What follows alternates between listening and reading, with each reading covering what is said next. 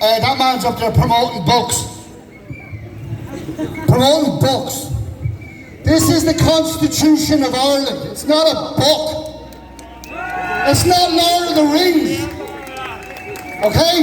This is the Constitution of Ireland. Something that I would highly recommend every single individual read. It would take you about an hour and 40 minutes to read it. It lays out your rights as individuals in this country. Exactly. It's not a book. It's the Constitution. Anyway, I'd like to call, what'll I call up? Ben Gilroy. Ben, are you there? Where is he? There he is. Ben Gilroy. Folks, once again, thank you for turning out.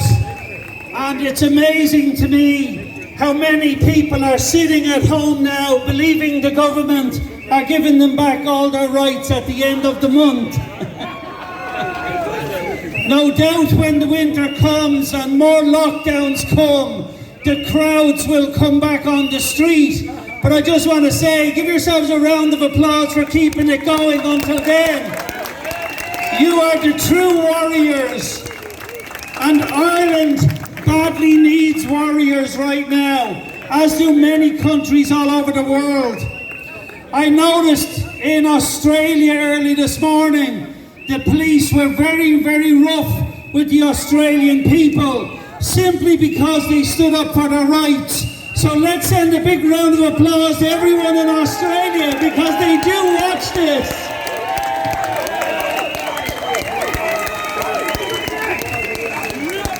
And folks, I seen here a lot of divide among the people and people going off elsewhere. Let me tell you, this is bigger than any of us. And if we do not pull together, we will not stop this tyranny taking place in Ireland. And let me give you some good news. When more lockdowns take place, we will stop it. All we need is 100,000 people standing here, and it stops immediately. Remember that. So once again, thanks very much, folks, and we will be here in greater numbers, make no doubt about it. Thank you. Thank you. Thanks very much, Ben. I have a gentleman here who wants to speak to you about the community games. Where are you? Someone want to take that flag off him? Fair play to him.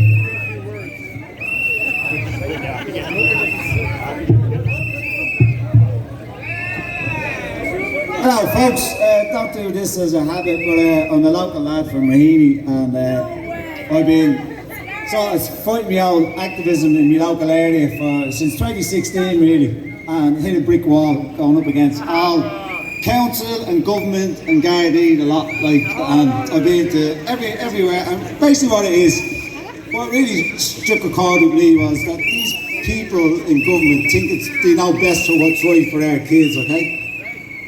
And I've been trying to highlight basically the community games since 2016. Not that it doesn't exist, it does exist, but it exists in a small population of the people of the country. So if you take into consideration 200,000 kids registered in the community games, that's a representation of 1% of the population. 75,000 with 2.5 kids, 175,000, tweak the numbers a bit, you have 200,000 kids.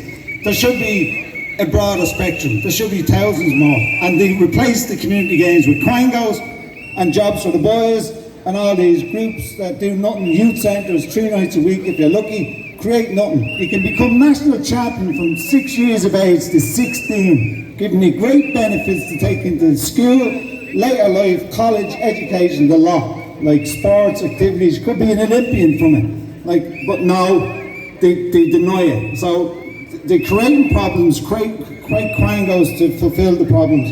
So it's corrupt.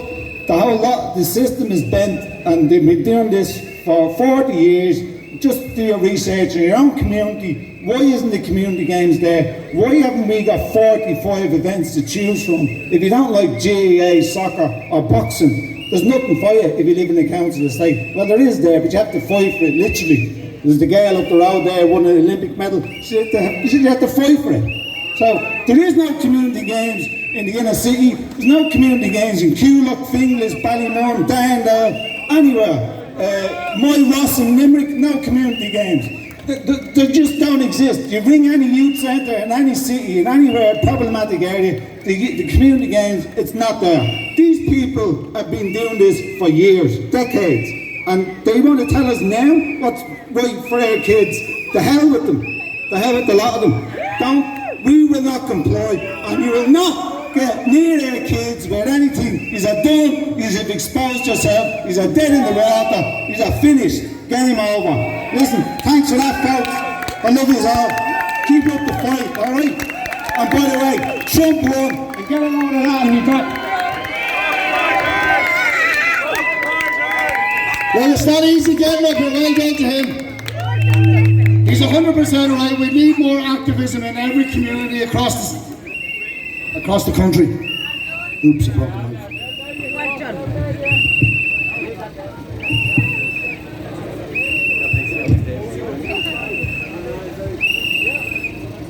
Yeah, we need more activism right across the country in every single community.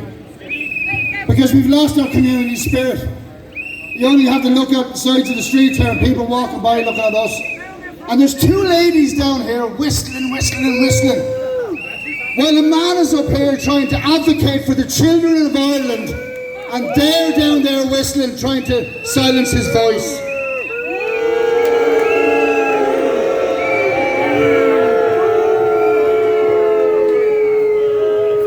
Isn't it shocking? Isn't it shocking that we're advocating for less poverty and they're down there whistling? Isn't it shocking that we're advocating for more control of our country as a people and they're down there wanting to take it away from you? Anyway, I'm going to invite Michael Leahy up to say a few words. Give him a round of applause.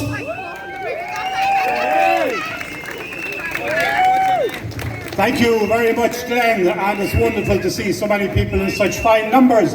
I was just thinking there is no more appropriate place for freedom-loving Irish people to gather than under the statue of Daniel O'Connell, our great liberator, who brought the right of Irish freedom to this country 180 years ago. We must remember our history, we must remember our recent past, and we must never let it happen again.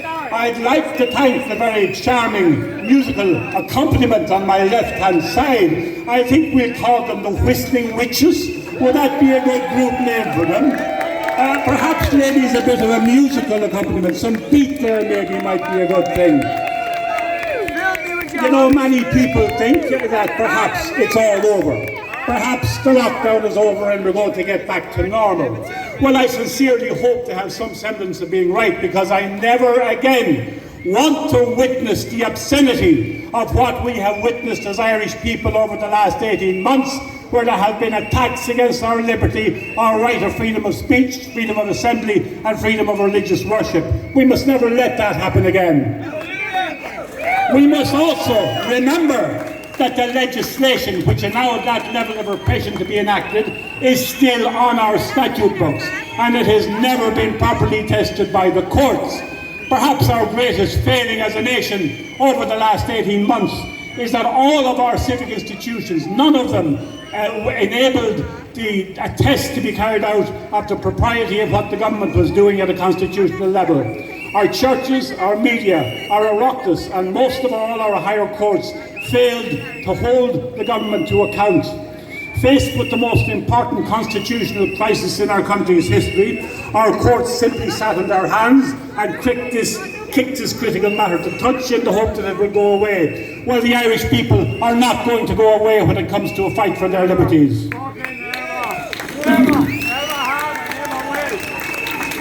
It may be that we will return to some semblance of normality, but when I hear sinister terms like the Great Reset and the new normal, then I can only conclude that there is an effort to ensure that the future world which we face will be a very different and much uglier place than that which we have known.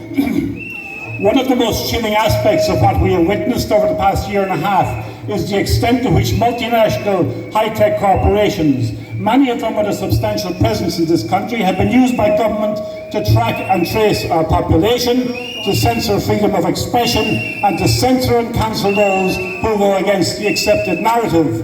And that is particularly the case in the case of so many fine doctors, including several who are members of our party, who have come out to tell the truth and who have been attacked both personally and professionally for doing so. We will not survive as a democracy if we censor and silence people who express dissent despite their high level of qualifications. If we do not stand up to this, our democratic and political structures will become worthless, the freedoms for which we fought will become meaningless. I am here to say that the Irish people are not going to let that happen without a fight.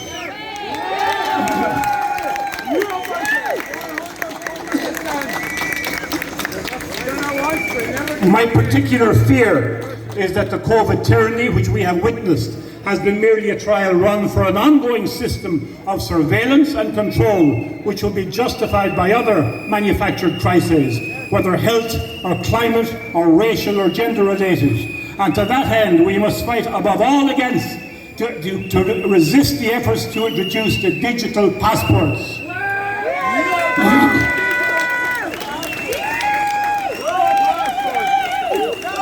Any form of passport system will gradually be extended into every aspect of our lives, and it will not just be about vaccinations. Digital internal passports have the potential to form the foundation of an unprecedented surveillance and control system into which the lives of all of us will be tied, including health records, banking and credit. It is based on the odious Chinese Communist Party social credit system, and if we do not stop it now, it has the potential to enslave us for generations to come.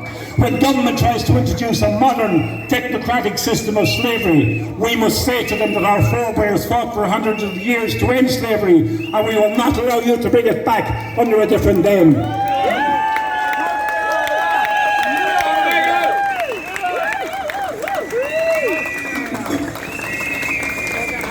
What is perhaps most sad and shocking of all is to see those countries which have traditionally been democratic, Australia, New Zealand, Canada, France, have now been effectively reduced to the status of police states, with the most extraordinary and sinister proposals being made openly for mass incarceration of their own populations. I have tired of saying that this is scarcely believable, because every day some new horror is announced from formerly democratic countries. Do not be under any illusion, but that's what's in store for here. Several countries in Europe have now dismissed from employment even those in the most crucial areas, including healthcare, those who refuse to participate in the dubious project of mass vaccination. Ireland always has been one of the most repressive of European states, and it always wants to be the best boy in the class. Do we have any doubt that at the first sign of an increase in influenza, as always takes place in October and November, that the government will recommence their push for lockdowns and COVID passports? Once the passport comes in, all is lost, because that is the precursor of a cashless society. That is the precursor of watching every move that you make and every transaction that you make. And we must draw the line in the sand if they attempt to introduce an internal passport system. To that end, I would call on all people of goodwill to be prepared for a widespread campaign of civil disobedience against the provision of internal passports, and we in the Irish Freedom Party will happily play a role in organising such a campaign. I know that many of you are here today, not so much to protect your own interests as to protect the interests of your children. Be in no doubt that your children are in the sights of the woke left. Again, it may be that the vaccination campaign against children is aimed at seeing how far they can assert control over children against the interests and the wishes of their parents. Whatever other purpose vaccination serves, it has nothing to do with the health of our children, because they are under the least possible risk from virus. Every parent who has a school-going child will be aware of how our schools have recently been used to promote homosexual propaganda against our children, frequently against the wishes of the parents. The corruption of our children has long been the name of the Marxist left. The purpose of destroying and economically undermining our family structure was a prelude to getting at our children. Well, we've only one word to say to the sinister forces which are obsessed with corrupting our children, and that is, you can keep your hands off our kids, whether in the schools or with your wretched injections.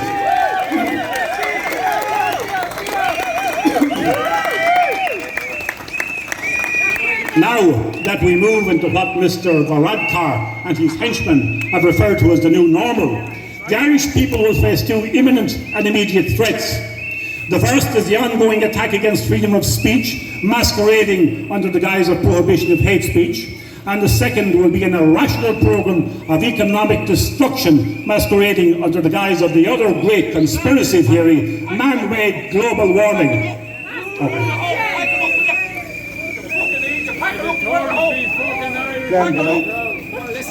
Okay. Go home if you want.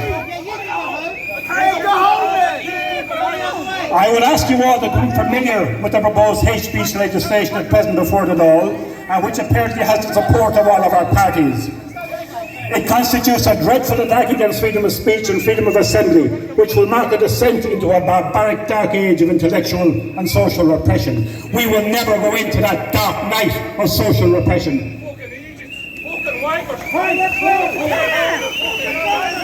If we allow a gang of unscrupulous elites to determine what we can and cannot say in public, then the great struggle for Irish people, for Irish freedom, has been a struggle in vain. The Irish people will never let that happen.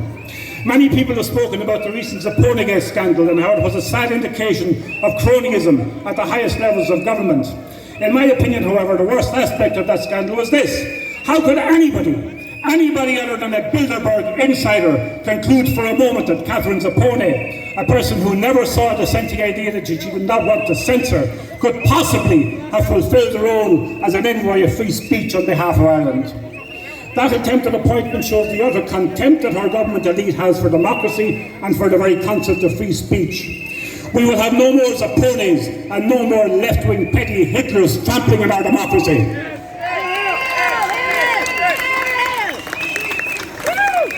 Do I lock it up? Off you go, sir. Off you go, sir. Thank you. Off you go. The whole process of government in recent times has seemed to resolve around the creation of false crises and then the introduction of repressive and destructive legislation in order to fight problems that do not really exist. The greatest fault perpetrated against the people is the sheer insanity of climate change policy. The measures proposed by government at the behest of the Green Party has the potential to destroy our economy for generations to come and to reduce us to penury. The digital controlling mechanisms which have been introduced during the manufactured COVID crisis will be wheeled out to attack and undermine individual freedoms during the forthcoming climate-related hysteria. We should be under no illusion that the extremist policies being promoted will be aimed over the next 15 years to lead to an economic and political dystopia which will immiserate our society and destroy our freedoms. We must get back to a situation where the economy serves the people rather than the people being the plaything of multinational forces. I will conclude and stress that we as a people do have the power to protect ourselves from tyranny. That is the lesson of Irish history, and those who seek to destroy our liberties would do well to look to the lessons of Irish history. We have within ourselves the power to bring an end to government overreach by refusing to cooperate and by making it clear that we will fight against tyranny at every available opportunity. There can be no doubt that we face a period of struggle, but every healthy person welcomes struggle when it is in a just cause. We must make government know that the Irish people will never be slaves and that we will face death before dishonour. Many of us fear that the government agents are coming for us and coming for our children. Let's make it clear to them that the tide has turned and we will come for them and we will demand justice for what they have done. We must make it clear to everybody who has been engaged in wrongdoing, in corrupting our democracy and manipulating our laws, that there is a price to be paid, and sooner or later we will demand that that price will be paid. I conclude by thanking you for coming out in such great and enthusiastic numbers today, and I ask you to continue to stand by our country, our nation, our families and our republic, and to stand by the rights and liberties of the Irish people. Thank you very much. Thank you very much, Michael. We're going to finish up with a little bit of music, and then I want to say thank you all very, very much for coming and participating. It's obviously very, very difficult when you have people on the left of you who don't want you speaking at all, and people on the right of you who think it's far more important that he gets home to have his breakfast than it is for, sorry sir, mind your business, than it is for all of you people to exercise your constitutional right.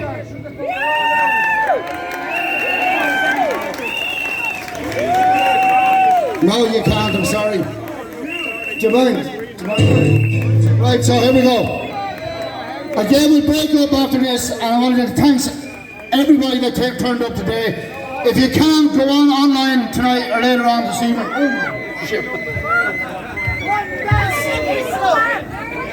All right. Sorry about that.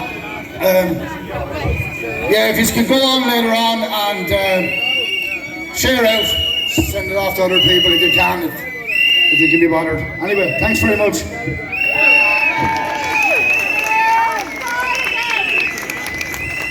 This one's dedicated to all of you and all of